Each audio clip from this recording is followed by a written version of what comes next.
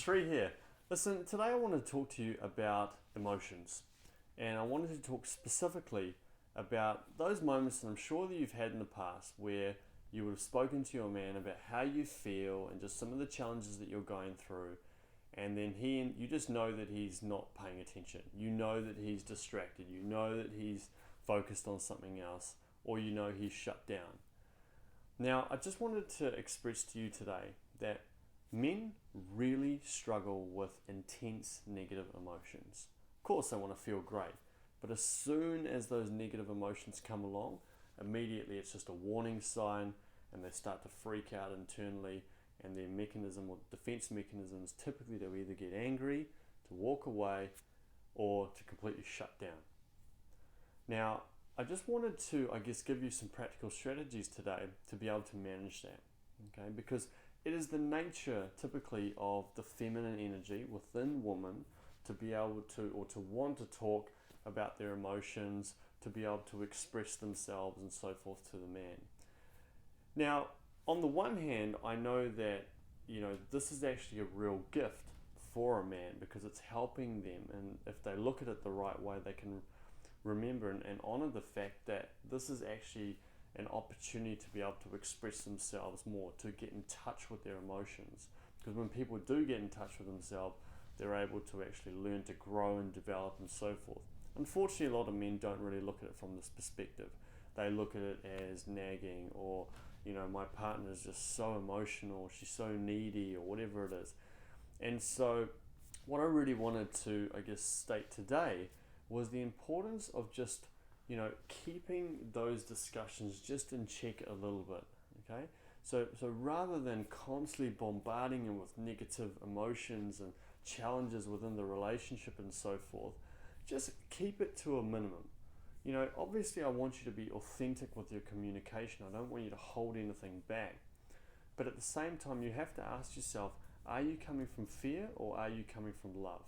If you're coming from fear, typically the decisions that you'll make are going to be the wrong one. If you're coming from love, then you know that a lot of the things that you're needing, you can actually give yourself.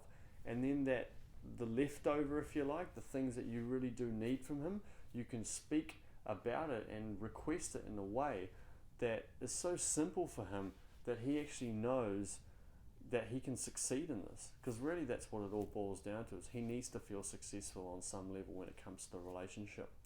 Because as long as he's hearing that, you feel like this, or you feel like that, or you're feeling emotional, or you're feeling sad, or you're feeling depressed, or whatever, he takes that as I've done this to you, I've done this to you, and I'm making you feel this way, and I'm not successful, and I'm not able to make you happy. And for a guy that is like cancer, it is so important for him to feel like he can actually give you what you need.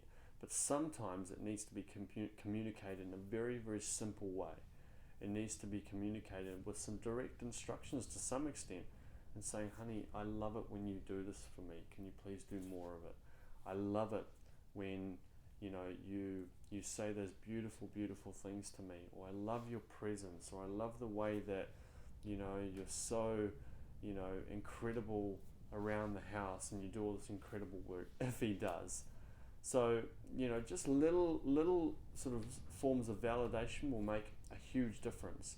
But as I said, in terms of the expression of how you're feeling, try and keep that really, really short and sharp to some extent, and not, intensify the emotions too much in the moment. Really allow yourself to just keep it really simple and keep it sort of almost to the point a little bit, so that he recognizes, wow, okay, it's actually not that hard to help you in this situation. This is what I need to do, and then he can go ahead and actually do that, rather than that intense emotional state, which will cause them to just shut down or escape or just get angry. Okay, so I hope that all makes sense. Remember, just keep it in short, small doses. Don't intensify it too much, and don't have the conversations too frequently, because the more you have it, the more he's going to want to run.